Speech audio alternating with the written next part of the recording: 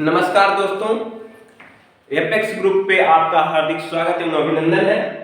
चलिए आपको पता ही चल गया होगा कि आज का हमारा टॉपिक क्या है। जल्दी से जल्दी लिंक को शेयर करिए, ठीक है। लाइव चलेगा आपका क्लास, ठीक है। आज का हमारा टॉपिक बहुत ही महत्वपूर्ण है, ठीक है दोस्तों। शेयर करिए, जल्दी जल्दी शेयर करिए वीडियो को। चलिए शेयर कर दीजिए, अधिक से अधिक संख्या में आप लोग जुड़िए। चलिए स्टार्ट करते हैं, आप लोग शेयर करते रहिएगा, ठीक है दोस्तों। चलिए हम बाल विकास एकदम फर्स्ट चैप्टर से स्टार्ट कर रहे हैं, ठीक है। फर्स्ट चैप्टर से हम देखेंगे बाल विकास क्या है, बाल विकास का अर्थ देखेंगे, उसकी परिभाषा समझेंगे और उसकी अवधारणाएं समझेंगे कि बाल विकास होता क्या है, ठीक है। हम स्टार्ट करते हैं बाल विकास से, ठीक है। हमारे जो बाल विकास चाइल्ड डेवलपमेंट ये किससे मिलकर बना है? बाल और विकास से। किससे मिलकर बना है? बाल और विकास से, ठीक है। बाल मतलब बालक हो गया, विकास मतलब उसकी सभी पक्ष। जैसे बालक के विकास में उसका शारीरिक पक्ष होता है, मानसिक पक्ष होता है, बौद्धिक पक्ष होता है, मानसिक पक्ष होता है। ये सब का कैसे कैसे विकास होता है, सभी को हम क्रम से अध्ययन करेंगे, ठीक है। चलिए स्टार्ट करते हैं बाल विकास में पहले विकास के बारे में जानेंगे, ठीक है। विकास गर्भावस्था से मृत्यु तक चलता रहता है। आपको पता ही होगा कि विकास कभी रुकने वाली प्रक्रिया नहीं है, अर्थात विकास निरंतर चलती रहती है, ठीक है। जैसे किसी ना किसी तरह मतलब विकास कुछ ना कुछ हम सीखते रहते हैं। क्या है? जैसे आज हमने कुछ सीखा, जैसे आज मैंने 2 अध्याय पढ़ा तो 2 अध्याय के बारे में हमने कुछ सीखा, जाना। अब कल मैं कुछ और पढ़ूंगा, उसके बारे में जानूंगा। अर्थात नए नए चीज हम दिन प्रतिदिन क्या करते हैं? सीखते रहते हैं। जब से बच्चा पैदा होता है तब से वह मृत्यु जब तक उसकी नहीं हो जाती है तब तक वह कुछ न कुछ सीखता रहता है। अब इसी के बारे में हम एक एक करके क्या करेंगे? अध्ययन करेंगे, ठीक है। चलिए मैंने बताया विकास गर्भावस्था से, मतलब विकास जब आप जान ही रहे हैं, जब माँ के गर्भ में बच्चा मतलब जब बनता है, धीरे उसका प्रोसेस चलता है तो क्या होता है? मतलब उसका विकास हो रहा है। पहले एक पिंडाकार आकार लेता है, फिर धीरे धीरे धीरे उसके मतलब सर का निर्माण होता है, ठीक है। धीरे धीरे उसके धड़ का भी निर्माण शुरू हो जाता है। इसी प्रकार वह गर्भावस्था पूर्ण हो जाती है जब तब तक अर्थात पहले पिंडाकार था, धीरे धीरे उसकी वृद्धि मतलब हो रही है ना, विकास हो रहा है, शारीरिक विकास, उसके हाथ पैर धड़ सब कुछ क्या होता है? मतलब सबका विकास हो जाता है, ठीक है। चलिए अब देखते हैं वृद्धि और विकास के बारे में, ठीक है। तो जब बाल विकास में हम आएंगे तो उसमें सबसे महत्वपूर्ण टॉपिक से मनोविज्ञान में आप जाएंगे, सबसे महत्वपूर्ण टॉपिक क्या होता है? वृद्धि और विकास। जब तक आप वृद्धि और विकास के बारे में नहीं जानेंगे तो मनोविज्ञान में आप कुछ नहीं जाने, ठीक है। बाल विकास में सबसे इंपॉर्टेंट टॉपिक क्या है? हमारा वृद्धि और विकास, ठीक है। अब वृद्धि और विकास के बारे में हम जानते हैं। वृद्धि का पहले हम अर्थ जान लेंगे, ठीक है। वृद्धि का अर्थ क्या होता है, ठीक है। चलिए देखिए, मैंने सब एक तरफ से लिख लिया है क्योंकि सिर्फ समझा लूं, कम से कम समय में आपको अच्छे से अच्छे तरीके से समझा सकूं, ठीक है। देखिए वृद्धि क्या होती है? वृद्धि एक निश्चित समय तक चलती है।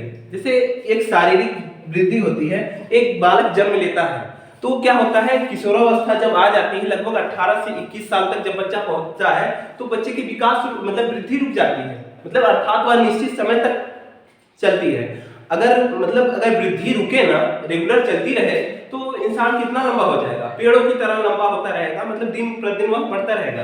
अर्थात वृद्धि एक निश्चित समय तक चलती है। सिंपल सी लैंग्वेज में वृद्धि एक निश्चित समय तक चलती है। यह परिणात्मक होती है, अर्थात वृद्धि को हम क्या कर सकते हैं? परिणात्मक मतलब हम माप सकते हैं। आज हम इतने बड़े हैं, ठीक है। मतलब जब बच्चा जन्म होता है तो उसको हम देखते हैं, हाँ उसकी लंबाई 1 फुट 2 फुट जैसे है, मतलब धीरे धीरे बढ़ती रहती है। जैसे आज हम इतने फुट के हो गए हैं, हमको क्या कर सकते हो? आप नाप सकते हो, ठीक है। इसी प्रकार मतलब जैसे वृद्धि होती है किसी भी चीज की, मतलब मानव की वृद्धि हो रही है तो हम क्या कर सकते हैं? उसको माप सकते हैं, ठीक है। अर्थात वृद्धि क्या है? परिणात्मक होता है, अर्थात को हम माप सकते हैं, अर्थात इसे मापा जा सकता है। जैसे शारीरिक लंबाई, मतलब शरीर की कितनी लंबाई उसे माप सकते हैं। लंबाई, चौड़ाई, ऊंचाई, जैसे हम लोग बहुत लोग मोटे हो जाते हैं, क्या वो उनकी शारीरिक वृद्धि हुई है, ठीक है। क्या वो हम उसकी मोटाई भी नाप सकते हैं, ठीक है। वृद्धि एक आंतरिक प्रक्रिया है। जैसे है वृद्धि एक आंतरिक प्रक्रिया होती है, वह हम खाली बाहर से लोग देखते हैं, लेकिन वो वृद्धि क्या है? आंतरिक प्रक्रिया है, वातावरण के अंतःक्रिया का परिणाम होता है। जैसे वृद्धि एक आंतरिक प्रक्रिया है, हमको जैसे हम हैं, आप हैं, कोई भी हो, जैसे अपने घर में रहते हैं, अपने परिवार में रहते हैं, तो जैसा उसको माहौल मिलता है, तो जैसे अब है हमारे घर में बहुत खाते पीते घर के लोग नहीं है, जैसे हम लोग बहुत फैट वाली चीज नहीं खाते हैं, तो हम दुबले पतले हैं, ठीक है। हमको वातावरण कैसा मिला कि हमको एनवायरनमेंट मिला कि कम फैट वाले भोजन करने वाले का वातावरण मिला। मतलब हमारे घर में अगर वसा वाली ज्यादा फैट वाली ज्यादा भोजन करते हैं लोग, तो हम भी मोटे हो जाते हैं ना। तो मतलब क्या हुआ, हमें एनवायरनमेंट मिला कैसे, मतलब हमारे घर का परिवेश कैसा है कि हम सब फैट वाली ज्यादा वस्तुएं खाते हैं, तो उससे मतलब फल फूल फैट वाली खा रहे हैं, तो क्या हुआ, हमें वातावरण मिला, तो हमारी वृद्धि क्या हो गई, हम भी मोटे हो जाते हैं, ठीक है। मतलब ये अंतःक्रिया, हमारा आंतरिक रूप से हम वृद्धि हो रही है, हम मोटे हो गए, ठीक है। अर्थात वृद्धि का सिंपल सा लैंग्वेज है, वृद्धि एक निश्चित समय तक चलती है जिसको हम माप सकते हैं, ठीक है। जैसे हमारी शारीरिक लंबाई, चौड़ाई, ऊंचाई, ठीक है। वृद्धि एक आंतरिक प्रक्रिया है जो वातावरण के अंतःक्रिया का परिणाम है। जैसे आंतरिक प्रक्रिया है, हमें जैसा एनवायरनमेंट मिलेगा उसी प्रकार हम रहेंगे। सबसे सिंपल लैंग्वेज में वृद्धि के बारे में और मैं आपको कुछ बताना चाहता हूँ। जैसे वृद्धि होती है, पहले बच्चा जन्म लेता है, तो उसके जन्म आप खुद अपने घर में देखिए, आपके घर में कुछ बच्चे होंगे जो मतलब जब से पैदा हुआ है उसके वृद्धि के बारे में आप फॉलो कर देंगे। जब बच्चा जन्म लेता है, ठीक है, जब बच्चा जन्म लेता है तो वह देखते होंगे कि वह कुछ लगभग 3 से 4 साल तक देखे कि उसका शारीरिक विकास कितनी तीव्र गति से होते हैं। देखते हैं कुछ 3 महीने 4 महीने धीरे धीरे बहुत तेज उसकी शारीरिक विकास होती है। मतलब जब तक वह शैशवावस्था में रहता है तो उसकी शारीरिक वृद्धि क्या होती है, बहुत तीव्र गति से चलती है। अर्थात बच्चा जब जन्म लेता है, जन्म के बाद उसकी शारीरिक वृद्धि बहुत तीव्र गति से होती है, फिर बीच में क्या होती है, उसकी वृद्धि स्लो हो जाती है। अब जैसे 6 से 12 साल का बच्चा होता है, जब उसकी वृद्धि होती है तो थोड़ा स्लो गति से होती है, लेकिन जैसे ही वह 12 वर्ष से ऊपर जाता है फिर उसकी वृद्धि बहुत तीव्र गति से होती है। इसी प्रकार इसके वृद्धि में आप ये भी लिख सकते हैं कि वृद्धि स्टार्टिंग में मतलब शुरुआत में तीव्र गति से चलती है, फिर बीच में धीमी हो जाती है, उसके बाद फिर 12 वर्ष के पश्चात फिर वृद्धि शारीरिक वृद्धि तीव्र गति से चलती है। तो आप वृद्धि की परिभाषा इतनी अच्छे से लिख सकते हैं। चलिए अब हम विकास के बारे में कुछ जानें। विकास क्या होता है? चलिए, विकास एक सतत चलने वाली प्रक्रिया है, ठीक है। यहीं से आप समझिए, विकास एक सतत चलने वाली प्रक्रिया है, अर्थात विकास निरंतर चलती रहती है, विकास कभी रुकने वाली प्रक्रिया नहीं है, ठीक है। विकास क्या है? सतत चलने वाली प्रक्रिया है। जैसे मैंने आपको बाल विकास के बारे में, वृद्धि और विकास के बारे में समझा रहा हूँ, ठीक है। आप कुछ सीखें, अब इसके बारे में हम बताएंगे, बाल विकास मतलब विकास के सिद्धांत के बारे में बताएं, आप भी कुछ सीखें। जैसे आप समझिए विकास के बारे में कुछ सिंपल से भाषा में आपको समझा रहे हैं। जैसे आप पहले आपको हिंदी आती है, ठीक है, घर में आप अपने मातृभाषा जैसे मम्मी पापा जो बोलते हैं उस भाषा को आप क्या करते हैं, ग्रहण करते हैं, सीखते हैं। फिर जैसे जैसे आप विद्यालय में जाते हैं तो आपको विद्यालय में इंग्लिश भी सिखाई जाती है द्वितीय भाषा के रूप में, तो आप इंग्लिश भी सीखते हैं। तो क्या होता है, आपका विकास हो रहा है, भाषाई विकास हो रहा है कि नहीं, आपका भाषा का विकास हो रहा है। पहले आपने मातृभाषा सीखा, अपने परिवार में सीखा, फिर उसके बाद आप हिंदी सीखे घर में, अब घर से बाहर निकले, जैसा आपको एनवायरनमेंट मिला, ठीक है, जैसा आपको आपके घर में उर्दू बोलने वाले हैं तो आप उर्दू सीखेंगे। मतलब कुछ ना कुछ दिन प्रतिदिन हम सीखते रहते हैं, ठीक है। आज हमें कंप्यूटर चलाना नहीं आता है, ठीक है, हमें जैसा एनवायरनमेंट मिला, कोई हमारे घर में चला रहा है तो उसे हम सीखेंगे। अर्थात विकास कुछ ना कुछ हमारा मानसिक, बौद्धिक, शारीरिक रूप से कुछ ना कुछ विकास हमेशा चलता रहेगा। मतलब विकास सतत चलने वाली प्रक्रिया है। अर्थात जब से बच्चा जन्म ले लेता है, जब तक उसकी मृत्यु नहीं हो जाती तब तक वह कुछ न कुछ उसका विकास होता रहे, चाहे वह शारीरिक रूप से विकास हो, मानसिक रूप से विकास हो, बौद्धिक रूप से विकास हो, अर्थात विकास निरंतर चलती रहेगी। इतना हो गया। अब विकास जिसमें गुणात्मक एवं मात्रात्मक दोनों पक्ष सम्मिलित रहते हैं। मतलब गुणात्मक, देखिए मैंने आपको बताया वृद्धि में सिर्फ परिणात्मक, इसी को परिणात्मक का दूसरा नाम क्या होता है, मात्रात्मक। परिणात्मक मतलब जिसको हम माप सकते हैं, मात्रात्मक मतलब जिसको हम एक इकाई के द्वारा माप सकें, बात वही है।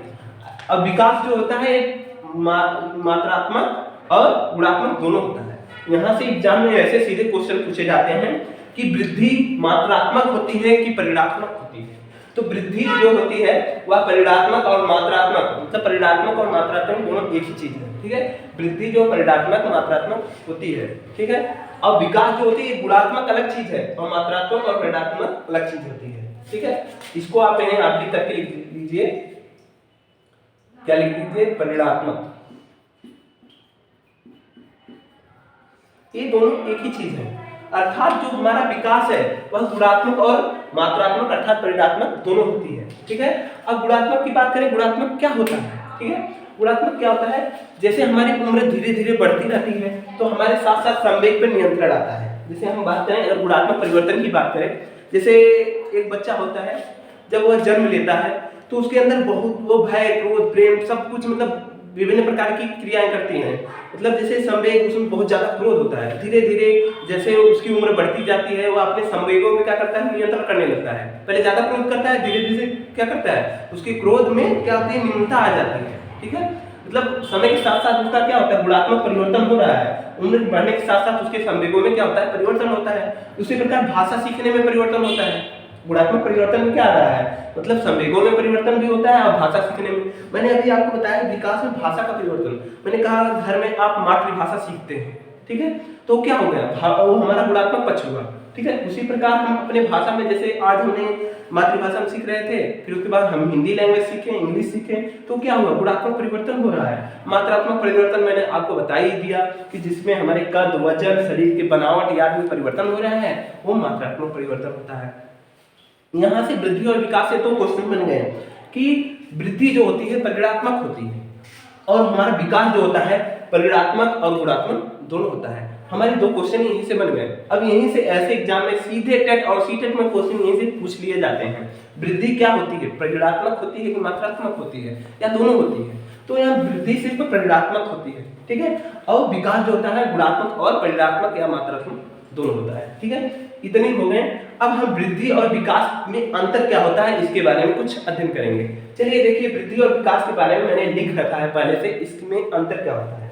चलिए देखिए, ये आप देखिए, मैंने जो, अगर आप इसको वृद्धि और विकास के बारे में अगर अच्छे से समझ गए होंगे तो इसके बीच में डिफरेंस क्या है, अंतर क्या है, इसको भी आप अच्छे से समझ जाएंगे।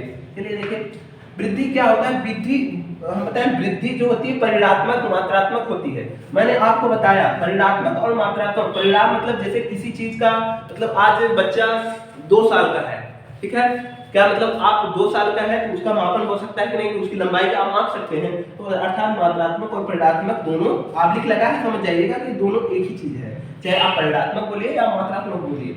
वृद्धि क्या होती है, परिणात्मक होती है, अर्थात इसको हम माप सकते हैं, लेकिन यही का विपरीत सीधे होता है विकास।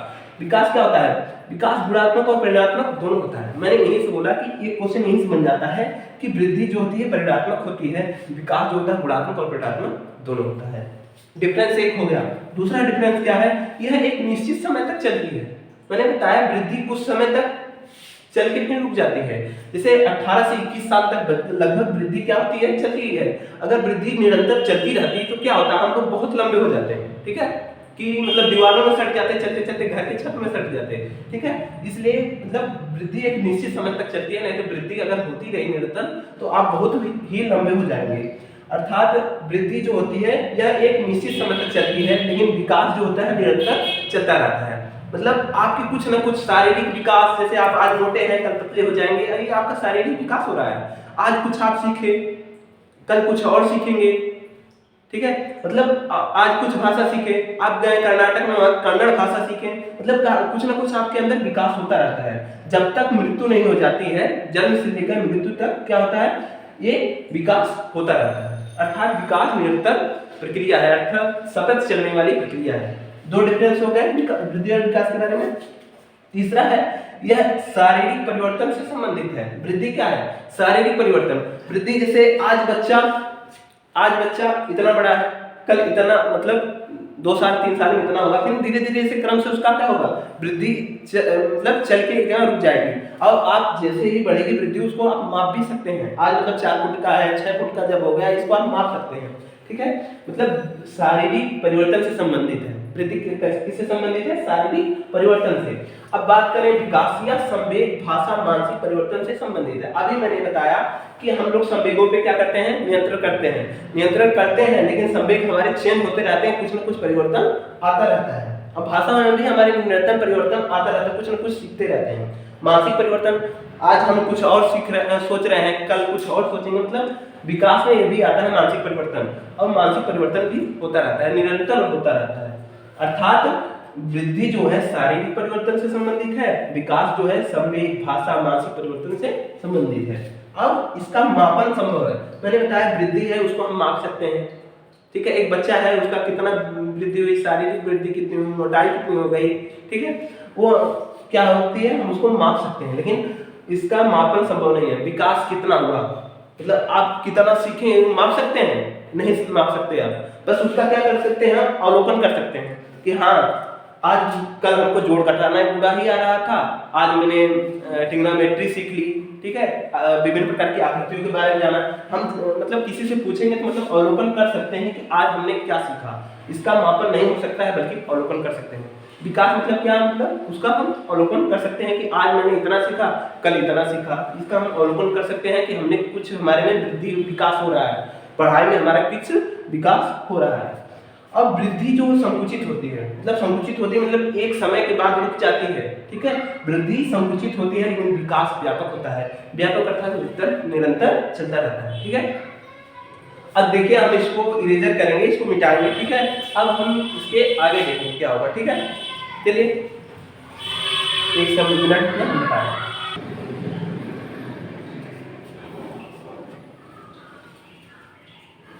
अब तक हमने देखा वृद्धि और विकास में अंतर क्या होता है। अब इसके आगे हम देखेंगे बाल विकास के सिद्धांत के बारे में, ठीक है। बाल विकास का सिद्धांत क्या होता है, कैसे कैसे विकास का क्रम होता है, इसके बारे में हम संपूर्ण अध्ययन करेंगे। चलिए स्टार्ट करते हैं हम। पहला बाल विकास का पहला सिद्धांत क्या है, निरंतरता का सिद्धांत। क्या, निरंतरता का सिद्धांत। अगर मैंने अभी स्टार्टिंग से जो पढ़ाया आपने अच्छे से समझा होगा, अगर अच्छे से समझा होगा तो ये आपके लिए कुछ नहीं है।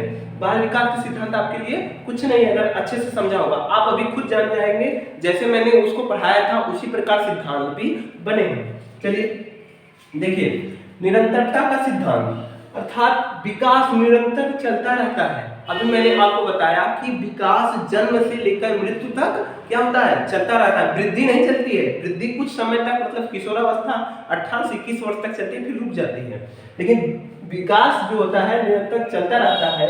इसकी गति कभी तीव्र कभी धीमी होती है। मतलब विकास मैंने अभी आपको बताया था कि शैशवावस्था में बालक का विकास जो होता है, शारीरिक विकास पहले तीव्र गति से होता है, फिर उसके बाद बीच में स्लो हो जाती है, फिर 12 वर्ष के बाद फिर क्या होती है, तीव्र हो जाती है। अर्थात निरंतरता के सिद्धांत में क्या होता है, मतलब विकास तो हो रहा है लेकिन क्या है, कभी तीव्र होता है कभी धीमी गति से होता है। सभी बालकों में वृद्धि एवं विकास भिन्न भिन्न प्रकार से होता है। जैसे क्या किसी की वृद्धि जो होता है, जैसे किसी की वृद्धि बहुत तीव्र गति से शारीरिक वृद्धि होती है, किसी की धीमी धीमी गति से होती है। आजकल आप लोग गांव में अपने देख रहे होंगे कि पहले एक बच्चा आप मतलब 2 साल 1 साल कहीं गांव से बाहर चले जाइए, जब 2 साल बाद आप पुनः उधर अपने गांव में वापस आते हैं तो वही बच्चा जो आपको छोटा दिखता रहा होगा 2 साल में उसकी काफी ज्यादा लंबाई आ जाती है, लगभग हमारी लंबाई के बराबर आ जाती है। उसका मतलब क्या है, सभी बालकों में वृद्धि और विकास जो है क्या होती है, भिन्न भिन्न होती है। अब उसी साथ 2 बालक को आप देख के गए हैं, एक बालक देखें बहुत ज्यादा उसकी लंबाई हो गई, अब एक बालक है अरे वो तो छोटा रह गया उतना बड़ा रह गया, ठीक है। आप 2 साल में आए लेकिन एक बालक की लंबाई उतनी है, थोड़ा मोड़ा वृद्धि हुई है, लेकिन दूसरे काफी लंबा हो गया है। क्या हो गया, अर्थात सभी बालकों में क्या होती है, विकास जो होती है अलग अलग भिन्न भिन्न प्रकार से चलती है। जैसे कोई बच्चा किसी बच्चे को कुछ सिखा रहे हो, पढ़ा रहे हो, कोई बच्चा जल्दी सीख लेता है अर्थात तो उसकी बौद्धिक विकास बौद्धिक क्षमता अच्छी है, कोई जल्दी सीख लेता है और कोई बहुत धीरे धीरे सीखता है, मतलब धीरे धीरे कैसे सीखता है। अर्थात सभी में क्या होती है, विकास की प्रक्रिया भिन्न भिन्न होती है। यह निरंतरता का सिद्धांत में मैंने यहाँ से आपको निरंतरता से ही समझ में आ रहा होगा कि विकास निरंतर चलता रहता है, अर्थात एक सतत प्रक्रिया है। इसकी गति कभी तीव्र गति से होती है कभी धीमी गति से होती है। सभी बालकों में मैंने बताया कि वृद्धि और विकास अलग होती है, उदाहरण भी देकर बताया। इसे हम स्पष्ट रूप से देख सकते हैं। आप जैसे गांव में गए तो आप तक मतलब एक बार देख के गए थे कि हाँ छोटा था, लेकिन अब दोनों बच्चे कोई बड़ा हो गया कोई छोटा रह गया, तो क्या हुआ, आप स्पष्ट रूप से देख रहे हो कि हाँ इसकी वृद्धि हो गई, इसकी लंबाई की वृद्धि हो गई, और एक है थोड़ा ही बढ़ के रुक गया, ठीक है। अर्थात निरंतरता के सिद्धांत के बारे में आप जान गए, ठीक है। अब दूसरे सिद्धांत के बारे में हम देखेंगे, विकास की दिशा का सिद्धांत। मतलब विकास जब चलती है तो वह एक दिशा में चलती है, ठीक है। जैसे देखिए विकास सिर से पैर की दिशा में होता है, चाहे वह बच्चा गर्भ में हो या जमीन पे जब वह जन्म ले लेता है तब भी। तो वह मतलब क्या होती है, उसकी एक दिशा होती है, उसके विकास की क्या होती है, एक दिशा होती है। ऐसा नहीं है कि पहले दौड़ना शुरू करेगा, बाद में वह खिसकना और मतलब गांव में बोलते हैं कि मतलब पैर से नहीं, जो पेडगुइयां बोलते हैं हमारे गांव में, कि वो धीरे धीरे अपने मतलब ठेवने के बल से चलता है। पहले पैर से चल के ठेवने के बल थोड़ी ना आएगा, मतलब उसका भी एक क्रम है। क्या क्रम है उसके बारे में देखिए। विकास के दिशा के सिद्धांत के बारे में देखिए। विकास सिर से पैर की दिशा में होती है। पहले बच्चा जान लो अगर जन्म लेता है तो पहले चलना थोड़ी सीख लेता है। पहले वो क्या करता है, धीरे धीरे अपने सर को इधर उधर हिलाता है, फिर क्या होता है अपने आंखों पे कंट्रोल करता है, मतलब इधर उधर देखता है, मतलब लाइट जलती है इधर उधर क्या करता है, देखता है अपने मतलब आंखों के इशारा से, ठीक है। मतलब देखो मैंने अपने लैंग्वेज में लिखा है, विकास सिर से पैर की दिशा में चलता है, अर्थात बच्चा पहले सिर हिलाना सीखता है, फिर खिसकना, बैठना और फिर चलना सीखता है। अर्थात एक क्रम से सीख रहा है कि नहीं, क्रम से। पहले क्या सीखा, पहले वह क्या, बच्चा पहले से मतलब जन्म लेता है, पहले रोना सीखता है, फिर अपने सर को इधर उधर हिलाता है, फिर वह खिसकना और बैठना सीखता है, ठीक है, सीखता है। अब फिर बैठना, फिर चलना सीखता है। अब इसके बारे में देखिए, एक बच्चा, मैंने अभी कहा बच्चा गर्भ में भी बालक का विकास सिर से पैर की ओर होता है। मैंने बताया कि बच्चे का विकास जो गर्भ में भी सिर से पैर की होता है। पहले जब गर्भावस्था होती है तो बच्चा पहले पिंडाकार में होता है, धीरे धीरे उसका सर के अलावा फिर धड़ बनना शुरू होता है, फिर धीरे धीरे हाथ और पैर निकल जाते हैं। अर्थात यहीं से प्रूफ हो जाता है कि बच्चे का विकास सिर से पैर की तरफ होता है, ठीक है। इसी प्रकार जन्म लेता है तो पहले वह सर हिलाता है, फिर धीरे धीरे अपने आंखों पे कंट्रोल करता है, फिर धीरे धीरे क्या होता है, बैठना, खिसकना सीखता है, फिर चलना सीखता है, मतलब एक क्रम से सीख रहा है। विकास की दिशा का सिद्धांत यहाँ से है।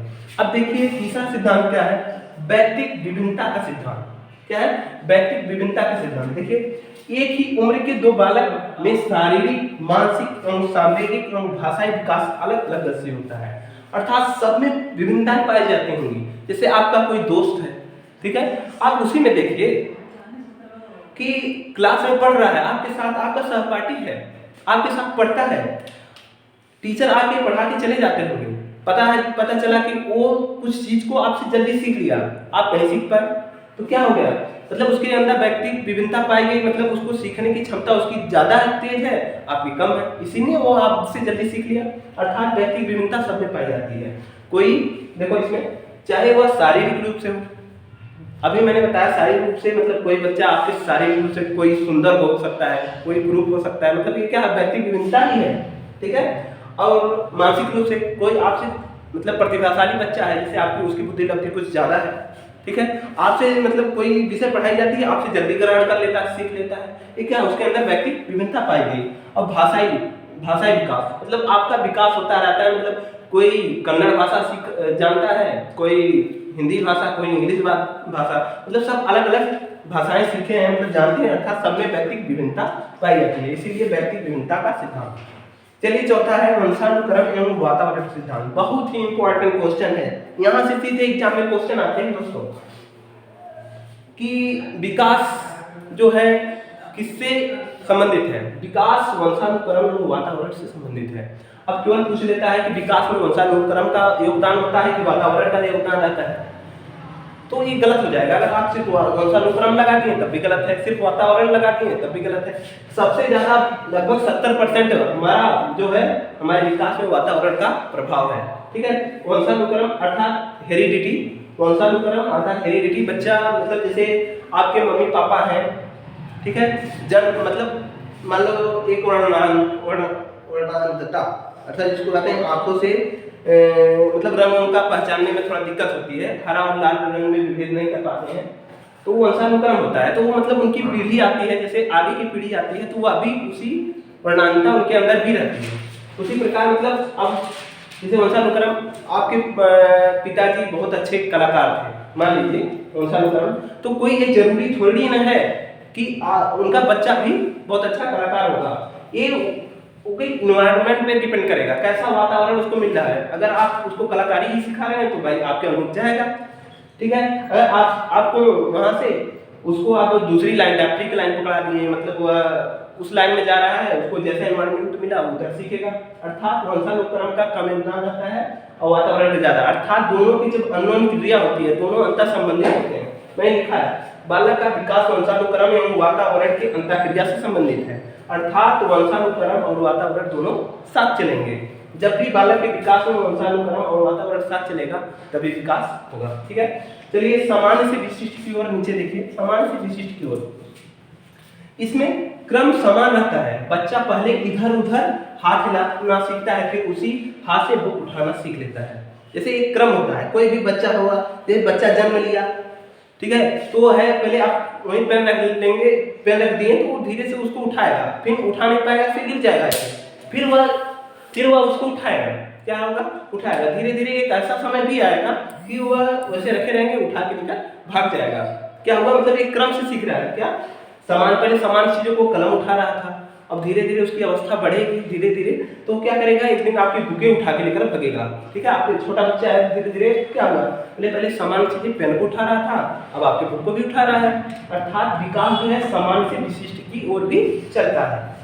चलिए नेक्स्ट है विकास के क्रम का सिद्धांत। विकास का क्रम भी एक है। कैसे है? जन्म के समय केवल रोना, फिर 6 महीने के बाद बा बा मां करना, फिर धीरे धीरे शब्द और वाक्य का प्रयोग करने लगता है। कोई भी बच्चा है उसका विकास कैसे होता है? वह पहले जन्म के समय वह खाली रोना सीखता है, मतलब जन्म लेता है तभी से वो रोना स्टार्ट कर देता है। आपने देखा ही होगा अपने घर परिवार में, मतलब उसका क्रम है, मतलब पहले रोना सीखा, फिर 6 महीने बाद देखते होंगे गांव में कराते हैं सब, मतलब अपने पापा को पा, फिर बाबा को बा बोलता है, मम्मी को माँ बोलता है, मतलब पापा माँ ऐसे ऐसे, मतलब वो अपने लैंग्वेज में बोलता है। अर्थात पहले रोना ही सीखा था, लेकिन अब वो पापा माँ भी करना सीख लिया 6 महीने तक लगभग। फिर उसके बाद धीरे धीरे वो एक शब्द पापा करके बुलाने लगेगा, मम्मी करके बुलाने लगेगा, मतलब एक शब्द करके भी सीख लिया। फिर धीरे धीरे उसको वाक्य के रूप में भी बोलने लगता है, पापा इधर आइए, ये क्या कर रहे हैं, मतलब धीरे धीरे वो क्या होगा, मतलब एक क्रम में सीख रहा है। विकास के क्रम का सिद्धांत। ठीक है, आज का हमारा टॉपिक दोस्तों यहीं तक है। कल हम विकास की अवस्थाएं पढ़ेंगे। ठीक है, कल धीरे आप लोग को खुद पता चल गया होगा कि मैंने कैसा आपको बताया। ठीक है, आप कल विकास के सिद्धांत पे आइएगा। मैं विकास का सिद्धांत कल पढ़ाऊंगा, कैसे कैसे चलते हैं विकास की अवस्थाएं, हम कल पढ़ाएंगे आपको। चलिए, और आपके अरुण सर आपकी अब गणित की क्लासें लेंगी। ठीक है, गणित की क्लासें अब आपकी चलेंगी। ठीक है दोस्तों, चलते हैं।